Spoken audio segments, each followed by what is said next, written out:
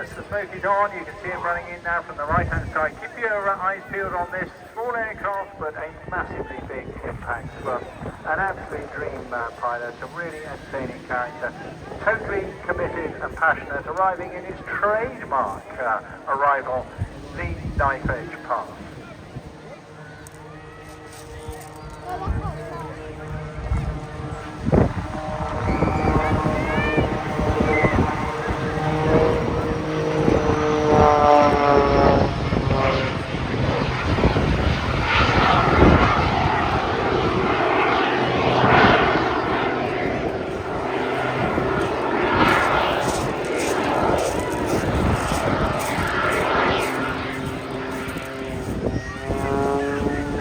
I think you'll agree that's a pretty impressive start to any display.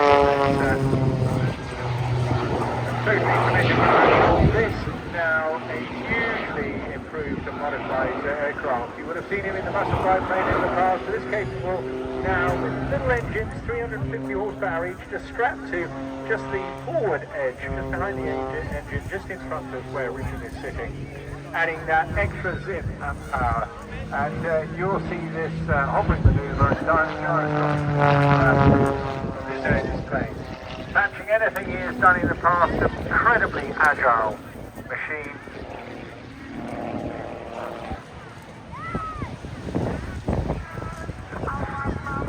It's wacky, it's wild, it's hard work. Here he is in his usual position, upside down, pushing the aircraft around using the rudders. And the blood pouring into his head is straining against it before zipping out in a number of dynamic rolls back into normal, rarely ever stable flight, but nonetheless exciting. So he's got the whole pocket of manoeuvres up his sleeve, Richard, and he's given the opportunity and the flexibility to design the display as suits the conditions. And here we are on a near perfect day for this sort of flying. Right in the cockpit, and of course, not as resistant now as an hour of practice, but of course, you've got to keep fit for it as well. The one driver, here he is literally hanging on to the residual power there. He was telling me earlier on that as we see the torque effects there, that he's thinking of adjusting the little jet engines, and you'll see them when you get stuff close to you, they're just fitted. Similar colours as the reds, and a little bit camouflage, but you just see them sticking out just between the wings on this aircraft. This aircraft going back to the mid to late 40s, really, in development by Curtis Pitts, built pretty much exclusively for competition aerobatics, and dominated much of the competition arena right through into the 60s and 70s with a very, very famous team indeed. You can just see the speed with which he can put in those stick rolls. Climbing now, here he is, virtually in the hover, and if he holds it much longer, the aircraft will start to, there it is, seized. Well, he's turned it into a pinwheel, turning it on its side as well as letting it hammerhead down at the same time, tumbling through the sky. But a little later on, when we come to his modified version of the tower power, he will no doubt hang on in there and just let the torque of the propeller turn it into a gyroscopic manoeuvre whilst he's maintaining a virtual hover position using that residual power from those additional little jet engines. Many people have made the Pitts their personal steed and made very famous, but there was a lady back in the States who made the most of this. Her name was Betty Skelton, and many of the early Pitts had a little monograph on the side, and hers was the little stinker. That one now hangs upside down in the Smithsonian Aviation Museum at Dulles Airport in Washington, so do take a look when you're passing through. This built from scratch, a modified S2S fuselage. One of the major differences with this, the wing design is unique, massive ailerons and more wing area, giving it the most phenomenal roll rate and better low speed handling.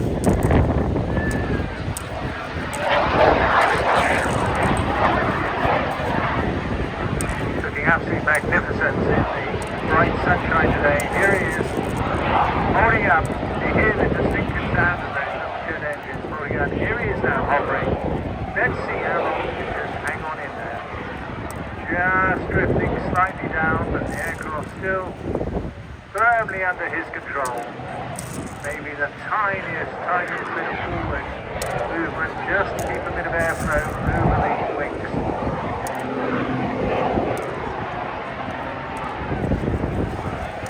Holding it off the gyroscopics at the moment, putting the power back on, recovering easily.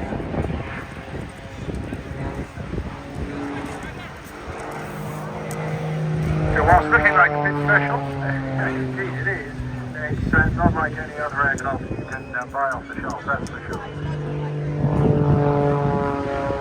Richard's unique in his development as an engineer and ex-tornado pilot himself. His father was a Midway pilot, so flying is very much his DNA.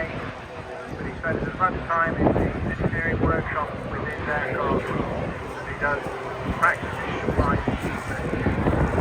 Once again, hanging in the air, taking all the residual power, a little bit of gyroscopic effect there, just enhancing that now. A most extraordinary position to be in an aeroplane. At the moment you can just let it drop down, take back control, hammer heading down, and using all this energy now as he drives down to build up the next manoeuvre.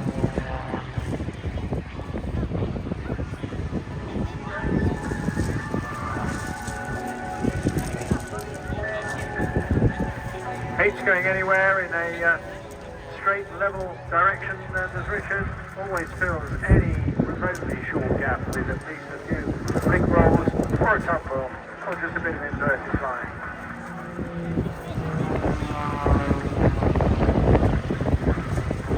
They're skidding and rolling at the same time across the sky. The heart of the power being the 6-cylinder 8.5 litre 540 Lycoming engine. Got all the extras on board, including a massive smoke system. The original gear taken off, strengthened with new titanium sprung gear lugs and a new shape around what is a carbon cowling, reducing the weight and the profile drag of the machine. And also a modified rudder, giving it much better yaw control, which uses extensively throughout the course. Back up into another hover, there's very much going to be the trademark of this jet's, the jet fit variant of his stable of aircraft. And that really is static, isn't it? That's the hoverfly.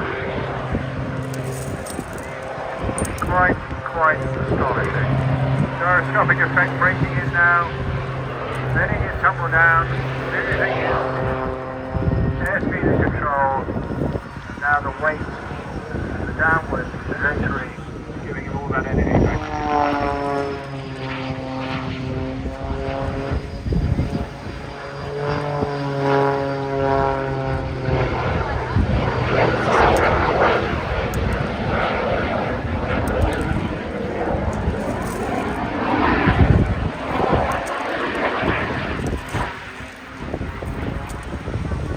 Winding up now. It sounds very strange, somebody's having a bit of jet noise as well there. Very unusual to have that associated with this class of aircraft.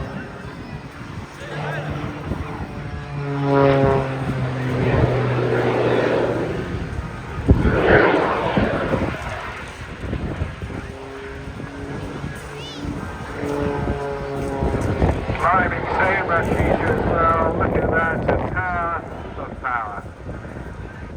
Astonishing. He'll just be collecting his thoughts again now, checking the TPs and whatever on the engine, ensuring that everything is ready to convert this height back into a bucket load of energy. As he dives the aircraft in towards the sea. As soon as he levels out, he'll almost certainly throw in a couple of extra flick rolls. Smoke is on.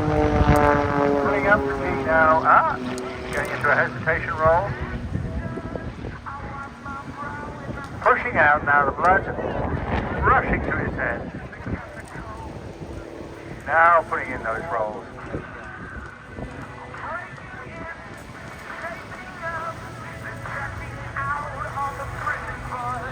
Got a max speed around about 200 miles an hour, but it stalls. Well, it doesn't really stall at all, as you've now seen, but a normal conventional stall would be around about 50, 55 miles an hour. Tiny little aircraft, you sit really squat right in the heart of this airframe when you're flying it.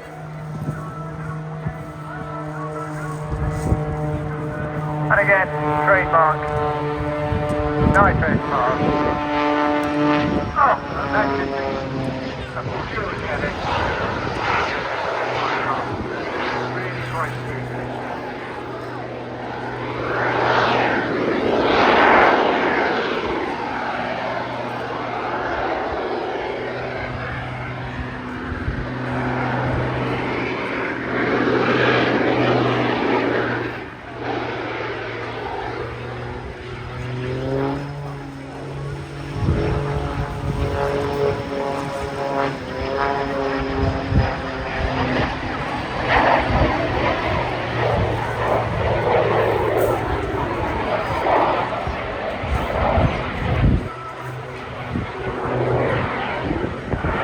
Just got the most phenomenal climbing rate on this. Just, I don't know, it's like a mini coaster, isn't it? Absolutely astonishing performance on this. What a difference from gee whiz. I think he's just calling there for his final pass. That was an exhilarating climb up into